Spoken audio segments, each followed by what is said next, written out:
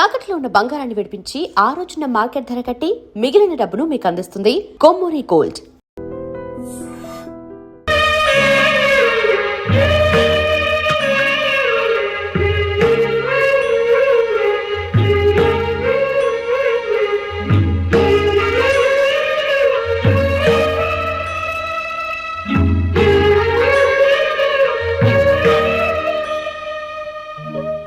మీ అమ్మగారి దగ్గరుండి ఇదంతా త్వరలో విడాకులు వస్తాయి. మళ్ళీ ఇలాంటి ఇబ్బంది రాదు. నాకేం ఇబ్బంది లేదు. నాకు ఇబ్బందిగా ఉంది. అందుకే రేపు ఊరు వెళ్తున్నాను. మళ్ళీ 10 రోజుల వరకు రాను.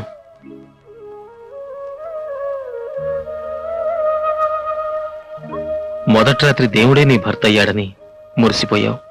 మళ్ళీ పెళ్లి రోజుకి ఆ భర్తే రాక్షసుడిగా మారిపోయాడని బాధపడుతున్నావు కదూ.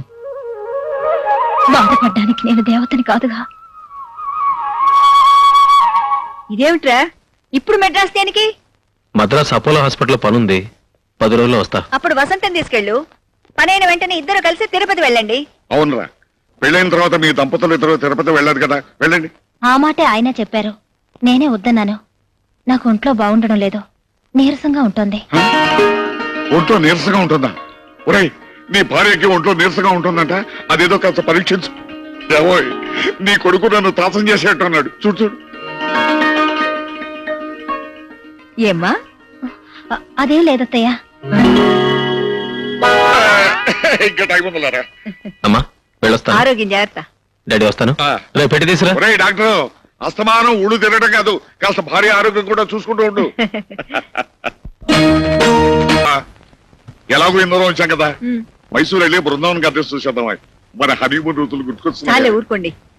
క్లయింట్ పెళ్ళని మీరు బెంగళూరు తీసుకొచ్చారు. మెడికల్ కాన్ఫరెన్స్ అని వాడు మెడ్రాస్ వెళ్ళాడు. పాపం అమ్మాయి ఇంట్లో ఒంటరిగా ఉంటుంది. పెళ్ళైన వెంటనే మనం ఇంటికి వెళ్ళాలండి.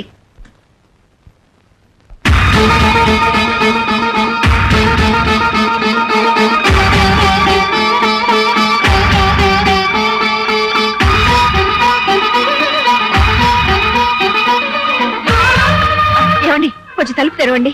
నా కళ్ళు తిరుగుతున్నాయి, కాళ్ళు నిలబట్టలేదు. ప్లీజ్ కాసేపు కూర్చుని వెళ్ళండి. ప్రభావతి, నీ కొడుకు నిర్వాహకం నా కంట పడకూడదని ఆపుతున్నావు. ప్రభావతి,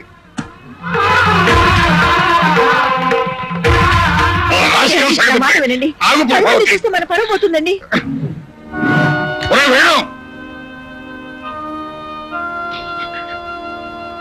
ఏమండి,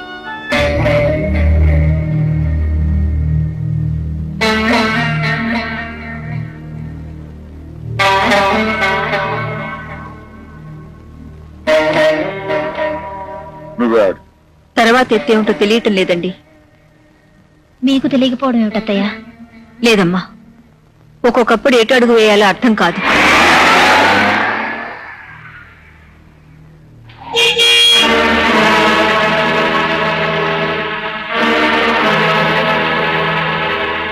హాయ్ మమ్మీ.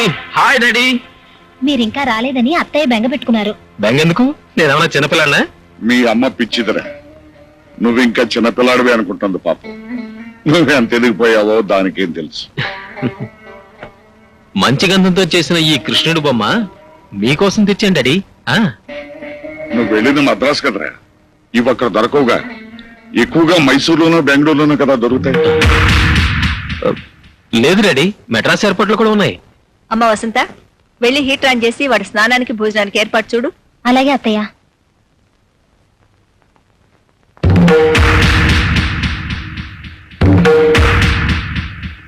ఏరా, మెడ్రాస్ ఎయిర్పోర్ట్ లో బెంగళూరు ఎయిర్పోర్ట్ ముద్రలు వేస్తున్నారా? నువ్వు వెళ్ళింది బెంగళూరు, ఉన్నది hotel Holiday Inn room number 201 లో. Mister and missus doctor Venugopal పేరు మీద ఉన్నారు. ఏమై కరెక్ట్? కొంచెం మెల్లిగా మాట్లాడండి. కోడలు వింటే దాని గుండె పగిలిపోతుంది. ఏమిటా నువ్వు చేస్తున్న పని? కుటుంబ గౌరవం మంట కలిపి మరొక ఆడదాన్ని వెంటేసుకుని ఊళ్ళు తిరుగుతున్నావా? అమాయకురాలైన నీ భార్యను మోసం చేయడానికి నీ మనసు ఎలా ఒప్పిందిరా? ఎవరా పిల్ల? ఎంతకాలం నుంచి సాగుతోంది ఈ వ్యవహారం? నేను మెడిసిన్ చదివే రోజుల్లో ఆ అమ్మాయిని ప్రేమించాను. ఆమె పేరు ప్రియ. కొన్ని అవాంతరాల వల్ల అది పెళ్లి దాకా రాలేదు. అందుకే మీకు చెప్పలేదు. ఇప్పుడు నేను లేకుండా ప్రియ బతకలేనంటోంది. నేను కాదంటే ఆత్మహత్య చేసుకుంటానంటోంది. అందుకే ప్రియని పెళ్లి చేసుకోవాలనుకుంటున్నాను.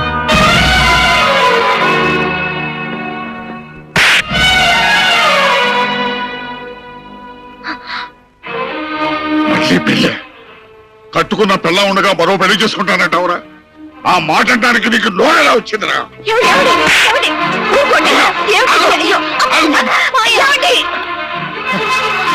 ఏమిట్రా ఇది? 10 మందికి న్యాయం పంచే ఇంట్లో నా కోడలకు అన్యాయం చేస్తావా? అందుకే నన్ను నా మాట వినండి, ఆగండి. వీడి నీకెంత అన్యాయం చేస్తున్నాడో తెలుసా? తెలుసు, నాకంతా తెలుసు. తెలుసా?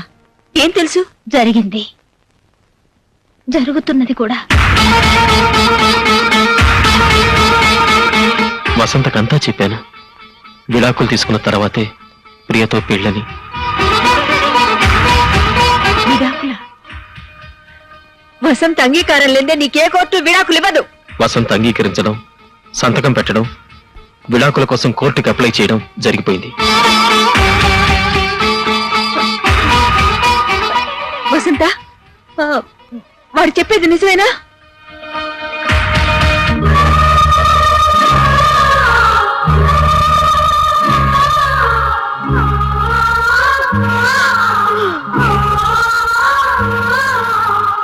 చూడండి, కన్నవాళ్లుగా నన్ను దండించే హక్కు మీకుంది. అలాగే నన్ను అర్థం చేసుకోవాల్సిన బాధ్యత కూడా మీకుంది.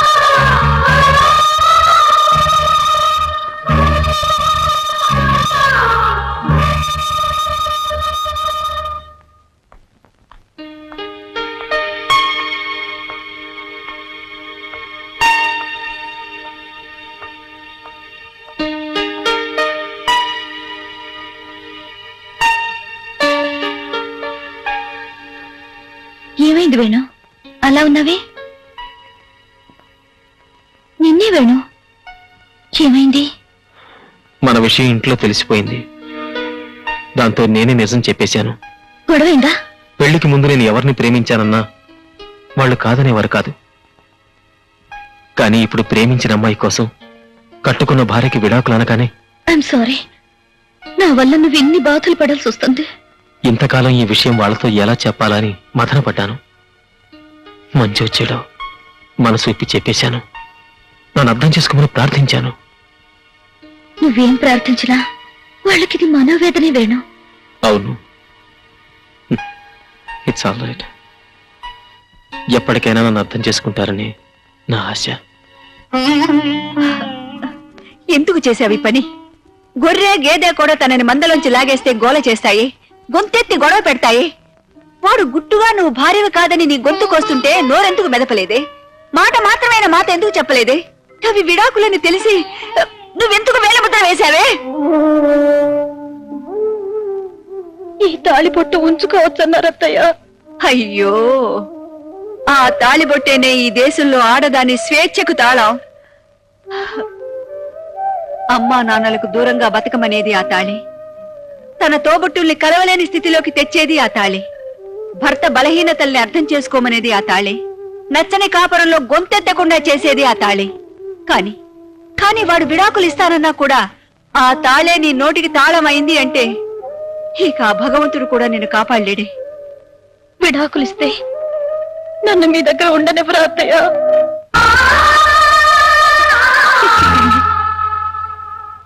నా ఊపిరున్నంత కాలం మనందరం కలిసే ఉంటాం. నిన్ను మీ నాన్న ఇంట్లో విడిచెళ్లేటప్పుడు నాతో ఏం చెప్పెళ్లారో తెలుసా? అమ్మైనా అత్తైనా మీరే అని చెప్పారు. ఇక నుంచి నేను చెప్పింది విను, నేను చెప్పింది చెయ్యి. నాకు చెప్పకుండా నువ్వే పని చేయటానికి వీల్లేదు. నిన్ను నీ జీవితాన్ని చక్కదిద్దే బాధ్యత మాది. ఉం?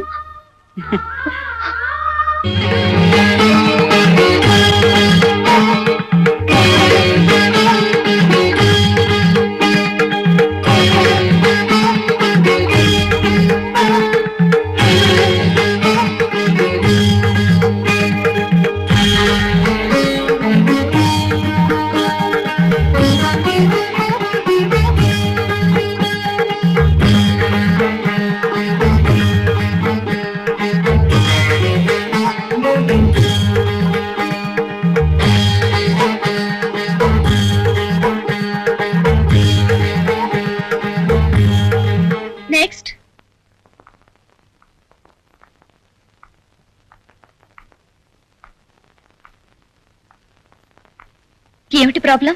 అదే అర్థం కావటం లేదమ్మా. ఈవిడ నా కోడలు, పెళ్ళై ఏడాదైనా ఇంకా నెల తప్పలేదు. పెద్ద ఆలస్యమైందని కాదు, కానీ మనవాణ్ణి ఎత్తుకోవాలని మీకు తొందరగా ఉంది. అదే. రండి, టెస్ట్ చేస్తాను.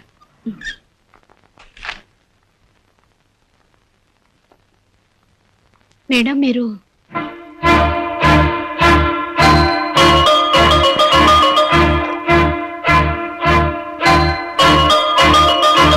ఈమెలో ఏ లోపం లేదు.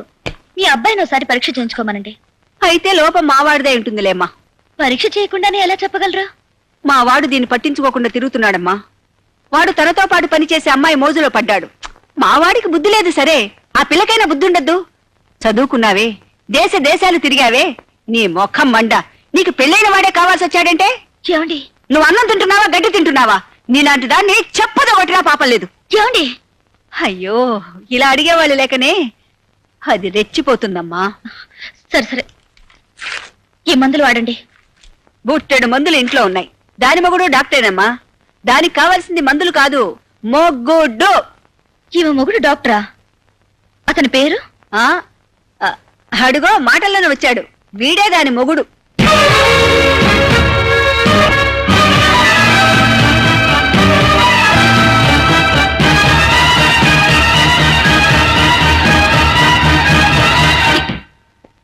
ఈవిడ? అవునమ్మా, ఇది మొదటి భార్య, నువ్వు మొదటి ప్రియురాలివి. అమ్మా, ఏమిటిదంతా? ఏం లేదు నాయనా, నా కోడల్ని చూపించి వెళ్దామని వచ్చాను. వస్తానమ్మా.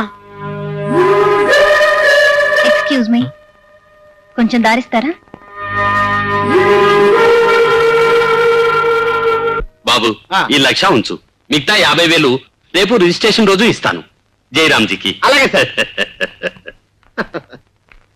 ఉంటాను సార్. అచ్చా. ఏమండి, ఇల్లు అమ్ముతండి. అమ్ముతానే. నేను బతికి బాగుండాలంటే ఇల్లు అమ్మి తీరాలి. బుల్లెట్ ప్రూఫ్ కోట్ కొనాలి, దానికి ₹1,00,000 కావాలి. బుల్లెట్ ప్రూఫ్ కోటా అంటే ఏమిటండి? అంటే పెద్ద పెద్ద మంత్రులు వేసుకుంటారే, అది వేసుకుంటే ఏ గుండు నా గుండెల్లో దూరదు, నేను బతికిపోతాను. ఏమండి, మీరు లేకుండా బ్రతకగలను కానీ ఇల్లు లేకుండా అలా బ్రతకనండి. నేను లేకుండా బతకగలవు గాని ఇల్లు లేకుండా బతకలేవు అన్నమాట. అంటే నాకంటే నీకు ఇల్లే ముఖ్యం అన్నమాట. నువ్వు నిజంగా జగ్గారావు మనిషివేనే. వాడిని కూడా వాడి సంగతి కూడా తెలిచేస్తాను. అమ్మో, వెంటనే బుల్లెట్ ప్రూఫ్ కొనుక్కోనాలి.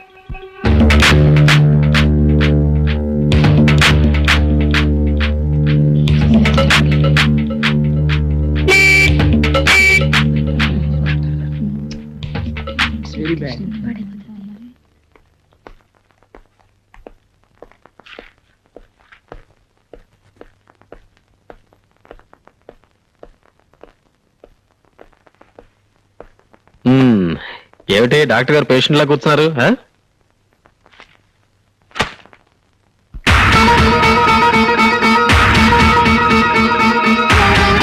నా పేరు వసంత.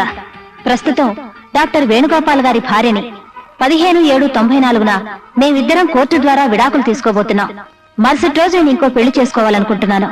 అందుకు నాకు వరుడు కావాలి. 5 అడుగుల 6 అంగుళాల ఎత్తు, 25 సంవత్సరాల వయసు, కులమతాల పట్టింపు లేదు. నాకు 30 లక్షల ఆస్తి ఉన్నందున మీ సంపాదన ముఖ్యం కాదు. చదువు కన్నా సంస్కారం ముఖ్యం. అందం కన్నా భార్యను అర్థం చేసుకోవడం ముఖ్యం. అర్హత ఉన్న మగాళ్ళకి ఇదే నా విజ్ఞప్తి.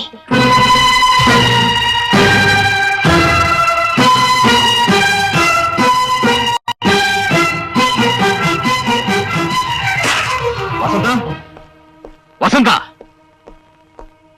ఏమిటిదంతా? దాన్ని అడిగితే అదేం చెప్తుంది? నన్ను అడుగు, నేను చెప్తా. మా కోడలికి పెళ్లి చేయటానికి ఆ ప్రకటన మేమే ఇప్పించాం. నువ్వు ఇంకో అమ్మాయిని చూసుకోగలేంది? తను మరో పెళ్లి చేసుకుంటే తప్ప? మగాడికొక రూలు, ఆడదానికి ఒక రూలా? చేసుకోమనమా, కానీ పెళ్లి కోసం ఇలా బజార్న పడాల్సిన అవసరం లేదు. కరెక్టరా?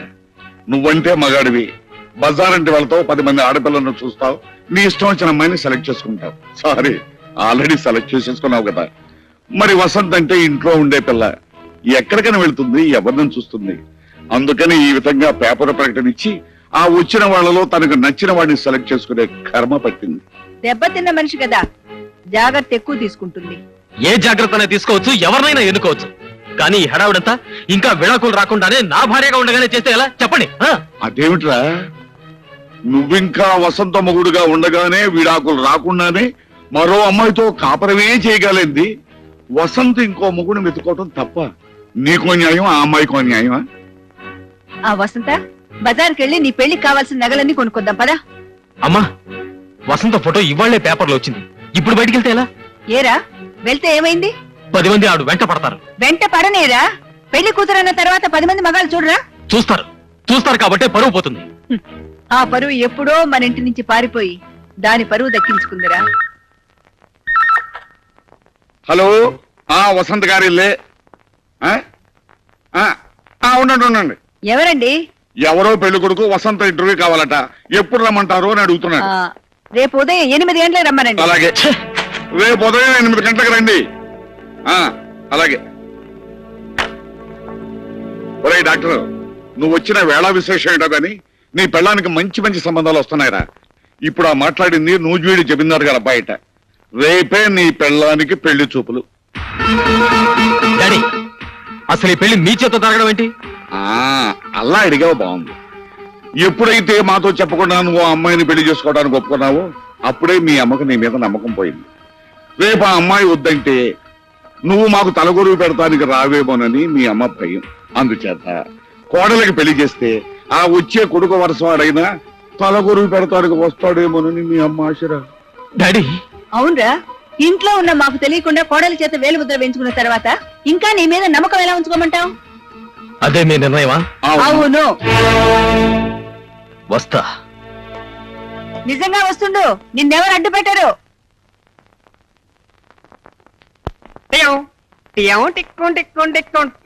Good morning doctor. నాకు అన్ని టెస్ట్లు చేసి పెళ్లి చూపులకు పనికొస్తానని సర్టిఫికెట్ ఎవరు? పెళ్లి చూపులకు డాక్టర్ సర్టిఫికేట్ అంటే? మీ దగ్గర సర్టిఫికెట్ తీసుకున్న తర్వాతే మీ ఆవిడ దగ్గరికి వెళ్తే మంచిదని వచ్చాను సార్. మర్చిపోయారా? నువ్వు? నేనే మదన కామరాజుని. అప్పుడెప్పుడో వసంత గారి నియోజకవర్గంలో మీరే ఎమ్మెల్యే అని తెలియక కన్ను కొట్టి నామినేషన్ వేసా, డిపాజిట్ పోగొట్టుకున్నా. ఇప్పుడు ఆ నియోజకవర్గానికి ఎమ్మెల్యే కావాలని తనకు తానే పేపర్కి ఎక్కింది. శివాలయానికి వెళ్లే ముందు నందిని దర్శించుకుంటాం, మీ ఆవిడ దగ్గరికి వెళ్లే ముందు మిమ్మల్ని దర్శించుకుందామని వచ్చాను. ఏమంటావు సీనియర్? సీనియర్ అంటున్నాడేమిట్రా అనుకుంటున్నావా? మీ ఆవిడ మొగులు లిస్ట్ లో నువ్వు సీనియర్, ఆ తర్వాతే ఈ జూనియర్. మీ అనుభవంలో కొన్ని చిట్టకాలు చెప్పండి, రెచ్చిపోతా. మంచి కోఆపరేషన్. ఇందులో డబుల్ మీనింగ్ ఏమి లేదు, సింగిల్ మీనింగే. మీ ఇల్లాలి స్వయంవరంలో నేనే గెలవాలని ఆశీర్వదించండి. గెలిస్తే మీకు గుండు కొట్టిస్తానని నేను మొక్కుకున్నాను. Get out, you idiot! Get out!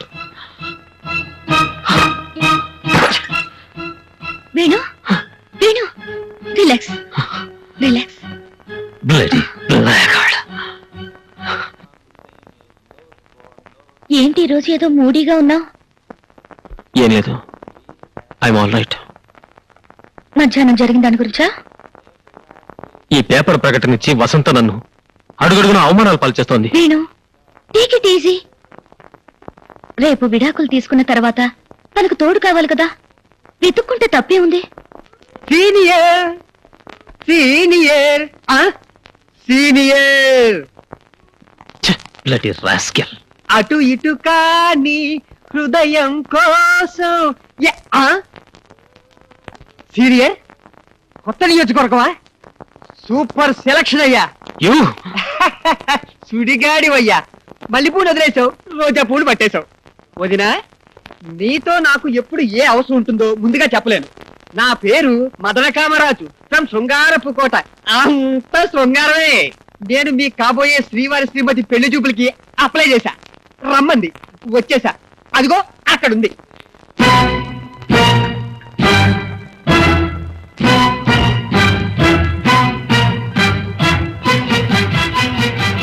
మీరు శ్రీవారి ప్రియురాలుగా కాస్త రికమెండ్ చేయరు?